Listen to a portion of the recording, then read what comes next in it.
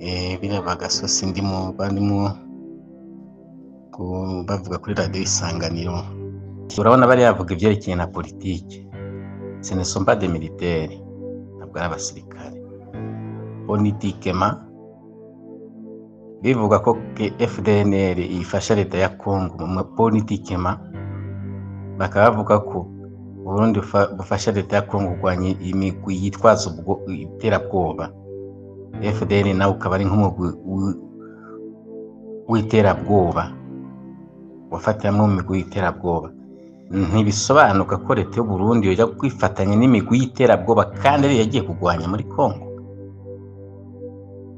Ikibazo cyo muri Congo ntabwo ari cy'ubwoko, ikibazo cyo muri Congo ntabwo ikibazo point y'u Burundi yagiye kurwanya, yagiye muri Congo kuri accord yo gufatikanya ku Burundi na Repubulika Iharanira Demokarasi ya Congo mu vyerekeranye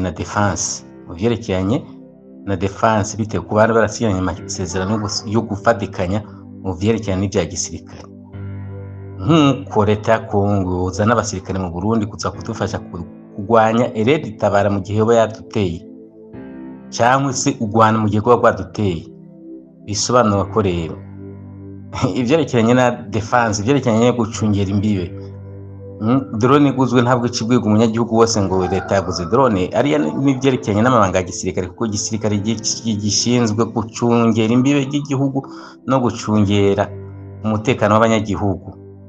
Mu gihe rero ho baguzwe indege, ho baguzwe drone, ho baguzwe miyaya, ntabwo baca baja kubibwira abanyagihugu bose ati igisirikare cyaguze miyaya, igisirikare cyaguze air defense. Wari muzi ko natwe dufise ama air defense mu gihugu, ariko ntabwo babigwira bose. Ibyo nibanga n'amabanga ya gisirikare mu vyerekeranye n'ivya gisirikare. Ariko icyo ndababwira cyo imbibo z'u Burundi zirarinzwe, bwaba mu buryo cyangwa mu bundi. Bidasaba kwirirwa kuvugira hano kuri za social media, kuko ababyumviza ni benshi. Burundi bufise defense bwabo mu buryo cyangwa ubundi. Bari bavuga ngo bahanuye kugura drone, ngo Burundi bwabikuze. Igira n'imbone zabo komede politicien nk'abanyapolitiki. Urumva umunyapolitiki ikintu cyose ashaka kugikora ko uko acyumva nuko nawe ugivuga uko cyumva. Ariko genda ndababwira nk'umusirikare, igisirikare kiguze ikintu cyose cyangwa izo nshingano cyazo gisinzwe, ariko nta Burundi mu bwifatanya na FDLR muri Congo, kuko Burundi ntibwatumiwe na FDLR muri Congo. Uburundi ntibwagiye gufasha FDLR muri Congo. Uburundi nta politiki, Burundi nta nahihwaniye na FDLR. FDLR ifise inyungu zayo igwanira, Uburundi nabwo bufite icyo bugwanira muri Congo. Burundi rero ntabwo bwagiye gufasha FDLR, nta n'amasezerano Burundi bufitaniye na FDLR. Au contraire, Uburundi bwagiye muri Congo gufasha Congo kurwanya imigwi y'iterabwoba. Nimba rero FDLR nayo ari umugwi w'iterabwoba, ubwo uri muri yo cible, uri cible mu kugwanywa. Kandi iki gisobanukiwe ivyerekeranye na FDLR. Ivyerekeranye na FDLR ni ibintu birebire, kuko FDLR muri Congo birebye mu ambref, urebye donc politiquement FDLR muri Congo ntibaho.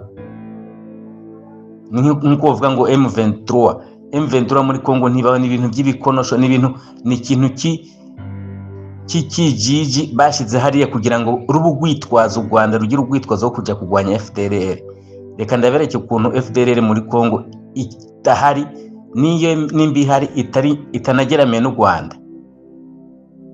U Rwanda rwategetse Congo imyaka irenga, chef d'état major u Rwanda ategetse Congo imyaka irenga 4, ari ategeka abasirikare bose ba Congo. Nukuvuga ko chef d'état major abakoso akontrola buri musirikare ahari hose.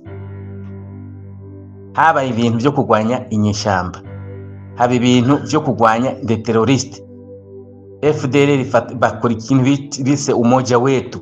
U Rwanda ruzana abasirikare, Congo izana abasirikare, baraterana ja kushakisha FDLR ahiri, barayirasa. imyaka 30 iheze FDLR iri muri Kongo, yumvira umuntu yatanguye imyaka nimba bagiye muri Kongo ari abategetsi bari bafise imyaka 40 umuntu yari afise imyaka 50 40 muri kiriya gihe uba afise imyaka ingahe? Nimba afise imyaka 70 80, uwo muntu imyaka 80 azofura kwegura imbunda ngo agiye kurasa cyangwa se ngo agiye gutera. Bisobanukire rero ko FDLR u Rwanda kwitwaza muri Kongo politikema no kugira ngo rubone inzira no kujya kwiba gusahura muri Kongo. Ikintu u Rwanda guja muri Kongo gitwaza witwaza Kongo abanyamurenge barahohoterwa muri Kongo, witwaza ko FDLR ngo iri muri Kongo ngugira ngo Rwanda, ariko nizo nyungu niyo motive bitwaza kugira ngo binjire kujya kudurubanganya Kongo no kwiba no gusahura.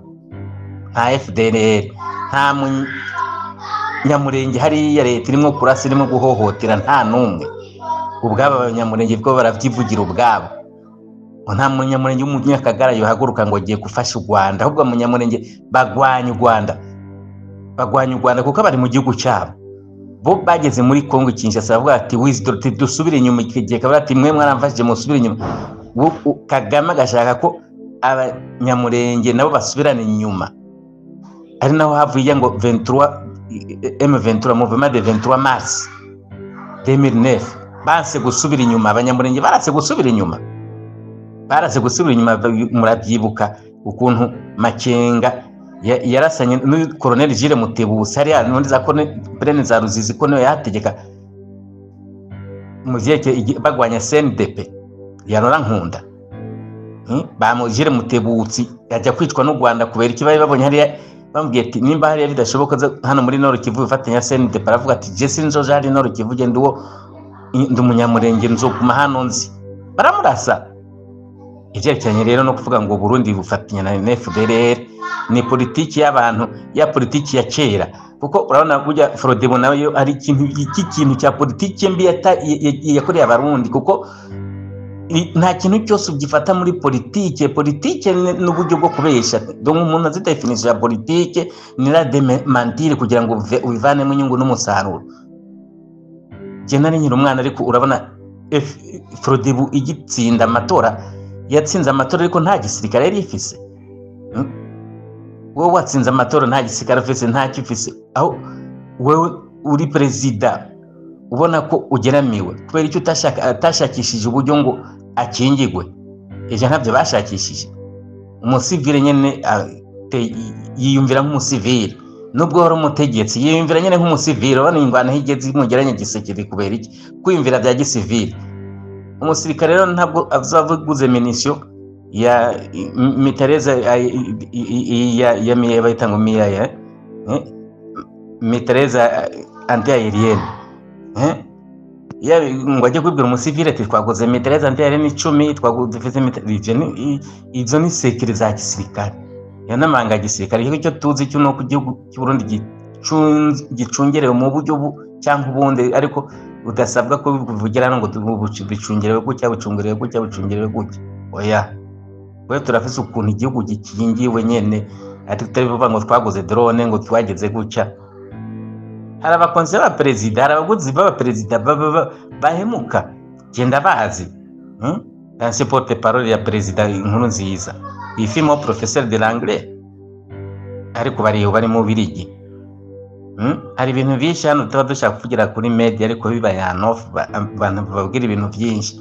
Isi nk'ibyo kuvugira kuri media ngo Burundi ngo uteza kugura ngo drone, ngo Burundi uteza kugura imodoka ngo zingwana, Burundi ngo ufise kugura imasi, ngo baca bibwira abanyagihugu. Ibyo ni secret militaire, ariko cyo nzi cyo nta Barundi rimwe kwicwa bwinshi ngo barakora nta Fidel na Murundi ari bwasa muri Kongo kubera ngo yivanze ngo na FDLR ifise ibibazo bya Burundi, natwe dufise ibibazo byacu nta bihuriye.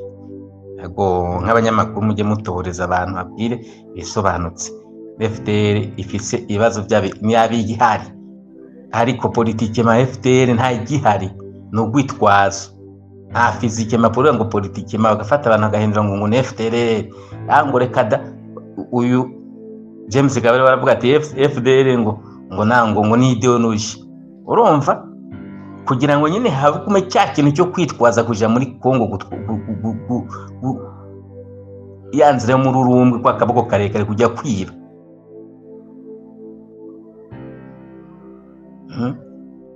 Bariya nibo bantu bapanga ibyerekeranye n'urugamba bagatanga justification politique. Murabona yabaye coupe ngo ni umurepresenta w'u Rwanda konsiyo y'u Rwanda mu byerekeranye n'ibiyaga bigari.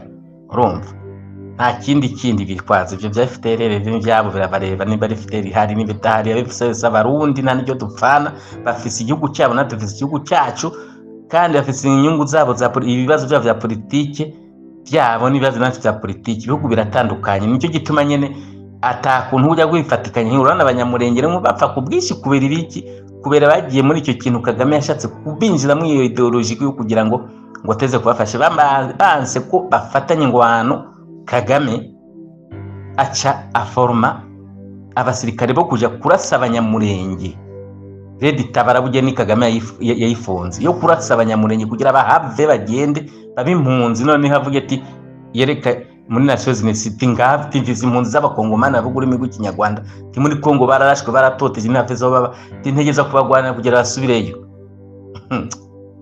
Bene wacu muje mureva kure gose kabisa ivyerekeranye n'ibibazo bya hariya, muje mwicara na bakuru banyu cyangwa inararibonye nabo bayagire babereke ukuntu ibintu bimeze. Nimuganye mufatiranya nayo ibi byose bigiye bivugwa biri yavuze kuri radio Isanganiro.